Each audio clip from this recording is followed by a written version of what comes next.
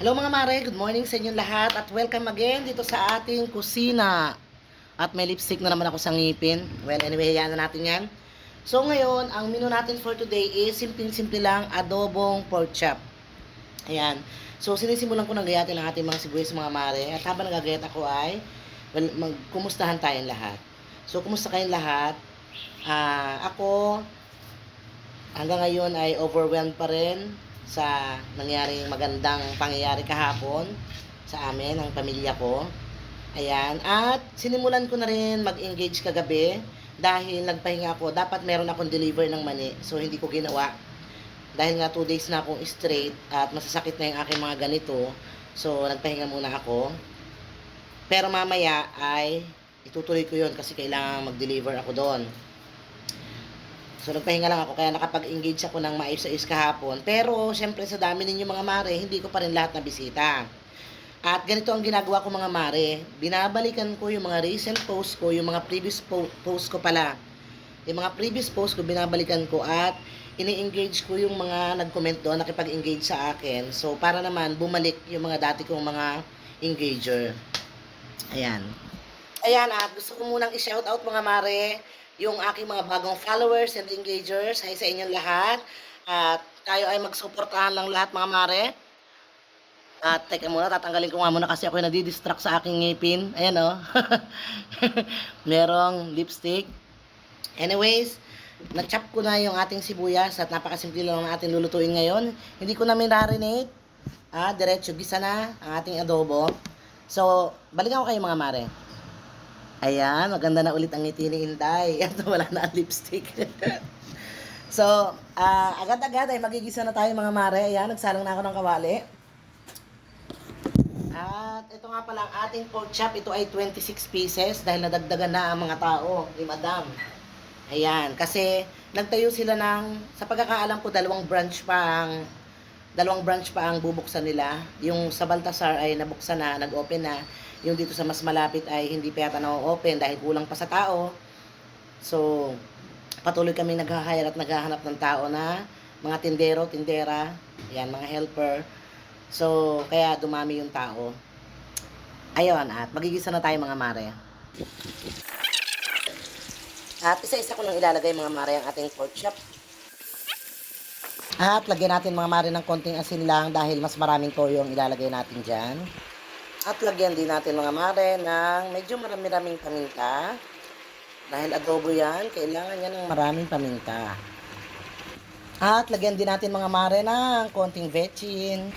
At syempre mga mare, hindi mawawala ang bida ng ating kusina. Ang bida na may hatid na sarap, ang Magic Sarap. Ayan. Talaga namang ito ay naghahatid ng sarap sa anumang lutuin. At pansamantala mga mare ay takpan muna natin para lumambot ang ating pork chop. At habang hinihintay natin lumambot ang ating pork chop, tayo ay magkwentuhan. At ayan, habang hinihintay natin mga mare na lumambot ang ating pork chop, magkwentuhan muna tayo. So ayun nga mga mare, dahil sa pangyayari kahapon na magandang balita sa amin. Ngayon, di ba mga mare, eksaktong bakasyon at magpapasukan. Meron akong katanungan doon sa mga ilang mga teachers na dyan na nagtatrabaho na.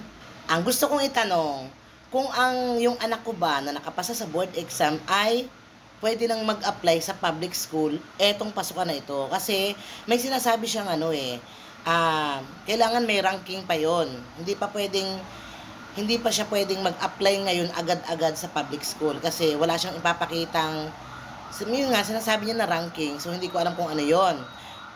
At meron din namang nag-message sa amin na asikasuhin na daw yung PRC at para mahabol, baka makahabol pa sa pasukan.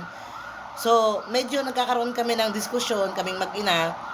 Yun na nga, may sinasabi na nga para makahabol ka sa pasukan, para makapag-apply ka sa public school. 'Di ba? Para ngayong pasukan makapag-start na siya sa public school. Pero kinokontra ko ng anak ko kasi hindi pa nga daw pwede dahil kailangan pa daw niya ng ranking, yung ganun-ganun, hindi ko alam kung ano yun eh. So kaya ako nagtatanong sa inyo mga mare, lalong-lalo na doon sa kaibigan ko na si Corlea, teacher siya sa Sembo or Pembo, Makati Elementary School. Ayan, sana masagot yung katanungan ko kung ano ba yung sinasabi ng anak ko. At may sinasabi din naman yung iba na para daw makahabol na. So hindi ko alam. Pero anyway, hindi mo siya makapagsimula sa public school this year bago pa dumating itong result na ito, meron na siyang trabaho, hinihintay na lang itong pasukan nga. Dahil nung nakaraan pa siya nag-apply at natanggap na siya sa isang private school. So, ang plano niya ay pansamantala, dun muna siya sa private school. Mag-i-start na siya ng second week yata ng June. Ayan, medyo malayo ng konti sa amin, pero okay lang yan kasi ganun talaga, tinupad niya ang pangarap niya at gusto talaga niya magturo, susuportahan natin mga mare, di ba? Mga mare, dahil nga tayo nagpapalambot pa ng ating karne, so, di ba nabanggit ko na sa iba kong vlog na yung ating yung foreman ng mga karpintero ay hindi kumakain ng baboy. So, sa madalit sabi, kailangan ko siyang lutuan ng ibang klaseng ulam. So, sa ngayon, ito lang muna naiisip ko. Yan. So, lulutuan ko siya ng isa sa espesyal na niluluto ko. Paborito ito ng pamilya ko, ng mga anak ko, at masarap itong recipe na ito. So, ito ang ating ingredients. Yung sardinas, may banana, isa lang. Dahil isang tao lang siya. May kamatis at sibuyas. Hindi ko pa hawak yung bawang. Pero yan lang yan. At napakasarap niya. Ayan. So, ipiprepare ko ito habang nagpapalambot tayo mga mare. So, ayan mga mare. So, dalawa pala yung ipagluluto ko nitong sardinas. Kaya nagdagdag ako ng isa. Kasi yung isang tao din dito hindi kumakain ng baboy. Sabi ko sa kanya, pork chop ang ulam ayaw daw niya. So, dalawa sila. So, nagdagdag ako ng isa. Ayan, ito ang medyo mahirap dito sa trabaho ko mga mare. Kasi, nahihirapan ako mag-adjust. Minsan, pag nagluto naman ako ng manok, merong hindi kumakain ng manok. So, mangyayari, mag-iisip ako ng pwede kong ipakain doon na hindi manok. So, yan, medyo nahihirapan ako. Ito lagi yung problema ko. Tsaka, yung, kung ano yung lulutuin ko, araw-araw. Dahil nauubusan na ba? Kagabi, nagmanok. Kung ngayon, magmamanok naman sa baboy. Meron din kasing, pag gulay naman, ayaw din nila na laging gulay. So, ganon. Medyo mahirap. Pero, para tumagal tayo at may trabaho pa rin tayo. Kaya rin natin yan. Pero nakaka-stress. Ayan. Pero ganun talaga. Wala naman trabahong wala ka ma-encounter na problema, di ba? Ayan mga mare. At prepare na natin ngayon mga mare itong ating banana para sa ating gagawing sardinas. Ayan. Dahil medyo may tubig pa yung ating pork chop. Kaya patutuyo-tuyuin natin bago natin titimplahan ng kanyang mga pampalasa. So, ito, i-fry lang natin. So, ayan mga mare, set aside na natin dahil naprito na. At sinimulan na natin gisahin ang ating bawang at sibuyas. Ilagay na rin natin mga mare yung ating 2 pieces na tomato. At sinap. Ayan, gisahin lang natin ng ganyan. Ayan, at ilagay na natin mga mare yung ating 2 pieces sardines. 2 cans ng sardines. Ayan. Ilagay na natin. At haluin natin ng may halong pagmamahal. Char.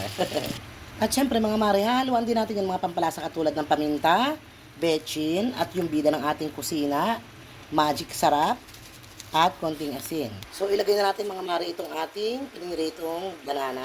At eto mga mare ang sikreto kung bakit masarap itong recipe na ito. Lalagyan natin siya ng sugar. At ayan mga mare, luto na siya. So ngayon ay ituloy naman natin yung ating adobong pork chop. So ngayon mga mare, tatuyo na ang ating tubig. Medyo nagmamantika na rin yung ating pork chop. Kaya lagyan na natin ng suka. At lagyan din natin mga mare ng maraming toyo. Ayan. Saka. At syempre mga mare, munti ko na makalimutan na lagyan ng ating adobo ng dahon ng laurel. Importante yan sa adobo. At ngayon mga mare ay okay na ang ating sarsa. Kaya pwede na natin ilagay ang ating toppings na sibuyas, white onion. Yan. Yan ang masarap sa adobo. Yung maraming white onion. Ayan. Sarap disco. Tao bang kaldero pag ganito ang ulam. Ayan. Haluin natin ng konti para magkaroon ng lasa yung ating white onion. Maluto ng konti. Pero kahit hilaw ay goods na goods yan. At dito nagtatapos ang aking video mga mare. Hanggang sa muli, maraming salamat sa inyong panonood and God bless you all. Bye!